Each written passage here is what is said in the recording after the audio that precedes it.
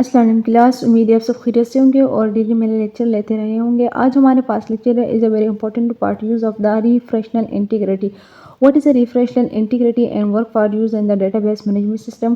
MA are used for the refreshal integrity because the refreshal integrity replace for use on the origin key। लेकिन ये क्यों important हो गया हमारे पास रिफ्रेशनल integrity में, तो हम आज इसके बारे में डिटेल से थोड़ा देखेंगे और इसके बारे में आज डिटेल से पढ़ेंगे। चलिए जी क्लास स्टार्ट करते हैं। हमारे पास सबसे पहला पॉइंट आता है रिफ्रेशनल। What is a रिफ्रेशनल? रिफ्रेशन का मीनिंग क्या है? वैसे रिफ्रेशन का मीनिंग आपके सामने भी है और इजी इसका मीनिंग है। रिफ्रेशन का मतलब होता है हवाला, किसी चीज़ का आपने हवाला देना होता है, तो that is a called of referential हवाला। और लंबी चीज़ पे अरसे पे यानी लंबी एक स्टेटमेंट पे एक हवाला देते हो तो उस चीज़ को हम क्या कहते हैं? रिफ्रेशनल। इंटीग्रिटी, इंटीग्रिटी वैसे मज़े का लफ्ज़ है, इससे पहले मैं काफ़ी लेक्चर में पढ़ा चुकी हूँ, लेकिन इस बार ये रिफ्रेशनल के साथ आया जिसकी मीनिंग है कमाई। तो किस तरह कमाई और किस तरह रिफ्रेशनल पे काम करता है तो आज हम इसकी डिटेल में जाके देखेंगे, ठीक है। और referential is a very important to use for the database management system work, ठीक है। और टेबल के अंदर किस तरह ये वर्क करता है और टेबल के अंदर किस तरह इसकी रिलेशन होती है तो ये हम देखते हैं, ठीक है। और रिलेशन को किस तरह ये बनाता है, जिस तरह टेबल को ये बनाता है, तो हम देखते हैं। अब ये रिफ्रेशनल जो हमारे पास होता है ये एक रिलेशन टेबल ही होता है। जिस तरह का मैंने कहा था कि रिलेशनशिप आप रिलेशन एक टेबल है हमारे पास, तो ये भी एक ही टेबल हमारे पास होता है, लेकिन ये बिटवीन टू टेबल्स के दरमियान होता है, ठीक है। जब दो टेबल के दरमियान होता है, ये भी क्या करता है कि ये रिकॉर्ड एडिट भी करता है और डिलीट भी करता है। फॉरिजन की में हमने पढ़ा था कि फॉरिजन की में हमारे पास क्या होता है कि ये हमारे पास रिकॉर्ड को जो है ऐड कर सकते हैं, लेकिन ये डिलीट नहीं कर सकते। यहाँ ये डिलीट भी हमारे पास हो रहा है। और सबसे पहले इंपॉर्टेंट बात है ये है कि हम इसमें रिकॉर्ड यानी एट्रीब्यूट को जब इजीली ये ऐड कर रहे हैं तो इसका वर्क कैसे होगा इसको हम देखते हैं। और इसकी वैल्यू भी ये हमें देता है कि वैल्यू भी आप इजीली ऐड कर सकते हो, ठीक है क्लास। हम इसकी टेबल को भी देखेंगे।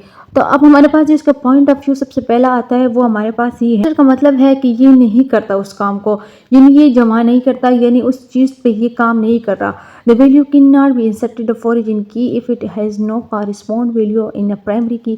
कहने का मकसद ये है कि जब ये हमारे पास आता है ये उस वाला वैल्यू को बिल्कुल अपने साथ रखते ही नहीं है की को, लेकिन ये कॉरिस्पॉन्ड प्राइमरी की के थ्रू जरिए अपनी फील्ड और रिलेशन के टेबल के अंदर ये वर्क कर रहा है, ठीक है।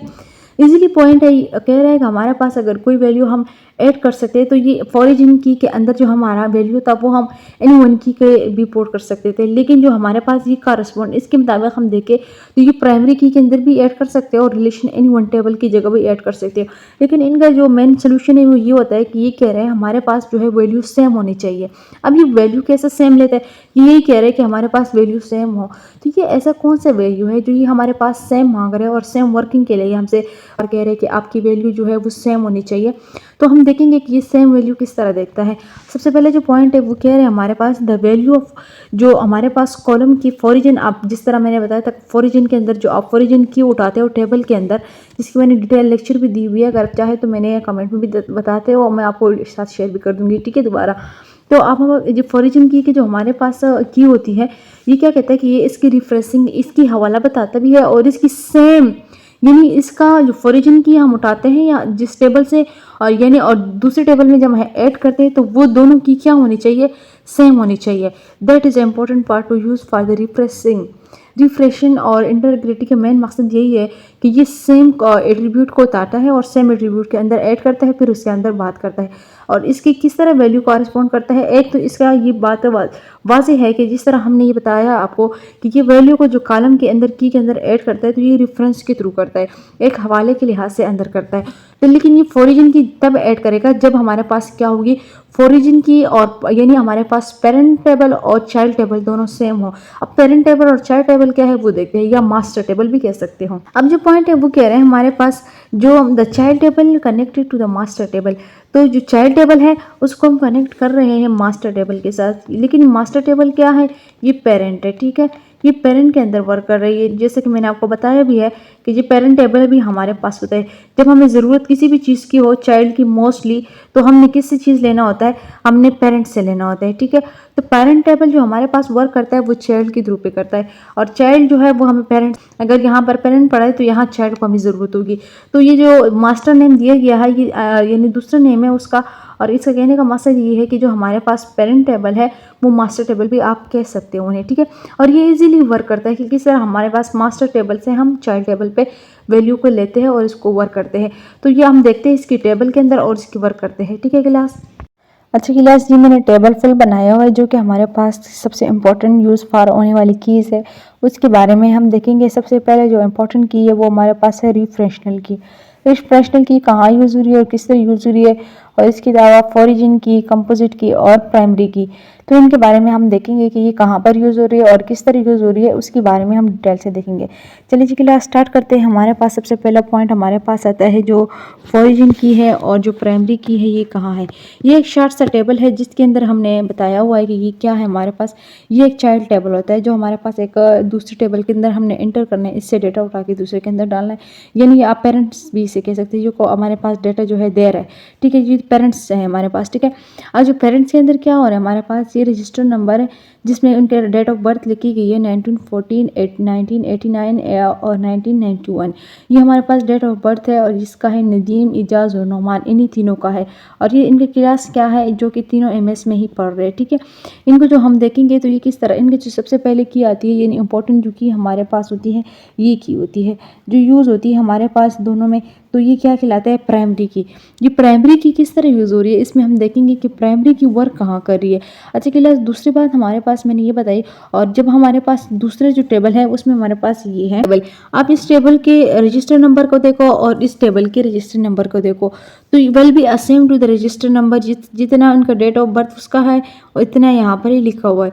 हाँ, ओरिजिन की में ये होता है कि हम एक की को उठा के दूसरे के अंदर ऐड करते होते हैं, लेकिन यहाँ पर रिफ्रेशन की है। रिफ्रेशनल की का मकसद ये होता है कि हम क्या करें कि हमारे पास जो की है वो हमारे पास सेम हो। यानी कहने का मकसद यहाँ पर ये है, जो कि हम यहाँ से इसके अंदर एंटर कर रहे, पेरेंट से चाइल्ड के अंदर एंटर कर रहे, तो वो हमारे पास क्या होनी चाहिए, सेम होनी चाहिए।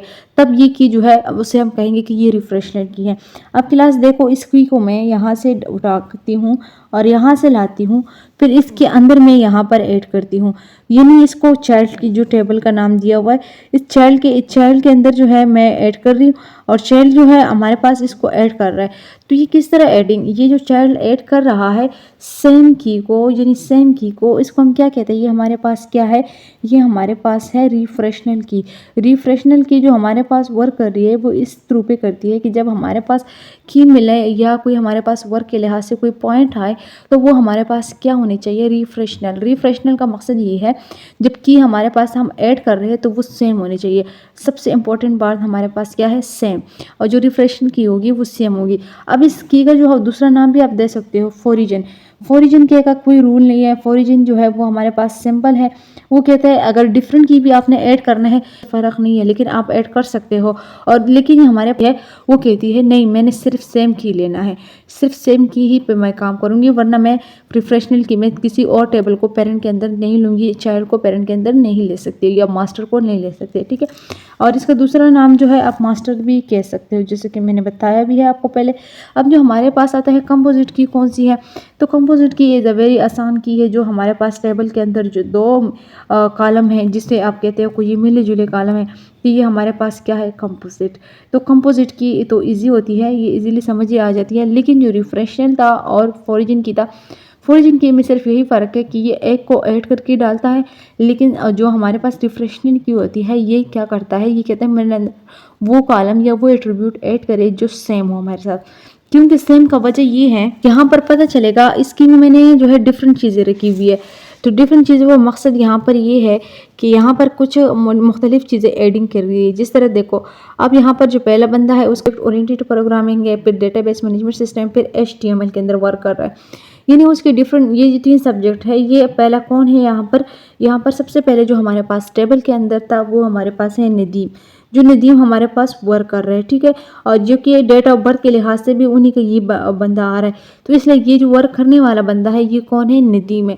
अब जो दूसरे टेबल के अंदर वर्क करने वाला बंदा है वो हमारे पास क्या है, और इसके subject will be same for the Nadeem, क्योंकि यहाँ पर भी ऑब्जेक्ट ओरिएंटेड है, डेटाबेस मैनेजमेंट सिस्टम है और HTML है, तो वो कौन है हमारे पास, यहाँ पर हमारे पास इसकी वर्क करने वाला कौन है, इजाज़ है, जो कि मुकम्मल तौर पर जो हमारे पास डेटा 3 लोगों का दे रहा है और सेम जो है सब्जेक्ट के ऊपर वर्क कर रहा है, जिसके अंदर उसने ये मार्क्स हासिल की हुई है, ठीक है, और इसी के अंदर भी सेम मार्क्स हासिल की गई है, ठीक है। अब जो हमारे पास लास्ट में बंदा है वो है नोमान। नोमान जो है हमारे पास वर्क करने के लिए सबसे इंपॉर्टेंट जो चीज़ होती है, उसका हमारे पास ये 3 जो है, डेट ऑफ बर्थ है, you will be same to work on the database management system, object oriented program और HTML के अंदर, और ये इनकी क्या है, मार्क्स है। और तो इसी तरह हमारे पास जो है नोमान का जो एडिशन है हमारे पास, तो वो हमारे पास वर्क इसमें कर रहा है, ठीक है। तो ये जो हमारे पास मोस्ट डिफरेंट सब्जेक्ट है और एडिंग है, तो ये फोरिजिन की कहा जाता है, और इस फोरिजिन की इसी तरह हमारे पास वर्क करते हैं। I hope class you can be understand my lecture and kindly share with fellow and friends